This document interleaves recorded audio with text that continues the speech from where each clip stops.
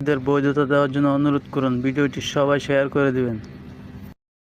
দেখেন, প্রতিদিনই কোনো না কোনো জায়গায় মালয়েশিয়া ইমিগ্রেশন পুলিশ রেড দিতেছে। ডক্টর ইউনূস সাহেব, আপনার কাছে একটা রিকোয়েস্ট থাকবে, আপনি যত দ্রুত সম্ভব মালয়েশিয়া প্রধানমন্ত্রীর সাথে বৈঠক করুন।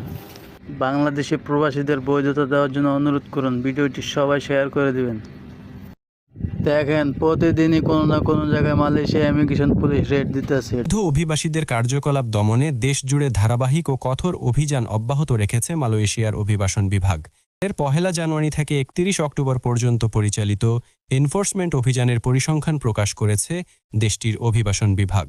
বৃহস্পতিবার 6 নভেম্বর প্রকাশিত এই পরিসংখ্যানে অভিবাসন বিভাগের কঠোর অবস্থানের চিত্র ফুটে উঠেছে। চলতি বছরের জানুয়ারি থেকে অক্টোবর পর্যন্ত এই 10 মাসে অভিবাসন বিভাগ মোট 11,917টি অভিযান পরিচালনা করেছে।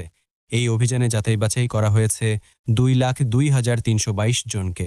এর মধ্যে বৈধ নথিপত্র না থাকার অভিযোগে 43,231 জন অভিবাসীকে আটক করা হয়েছে। এছাড়া অবৈধ বিদেশিদের কাজে নিয়োগ দেওয়ার অপরাধে 1,843 জন নিয়োগকর্তাকে আটক করা হয়েছে। এক বিবৃতিতে অভিবাসন বিভাগ জানিয়েছে, দেশের সার্বভৌমত্ব ও নিরাপত্তা সর্বদা সুরক্ষিত রাখতে তারা এনফোর্সমেন্ট কার্যক্রমকে আরও শক্তিশালী করতে বদ্ধপরিকর। অবৈধ অভিবাসীদের বিরুদ্ধে এই অভিযান ভবিষ্যতে আরও জোরালো হবে বলে জানিয়েছে।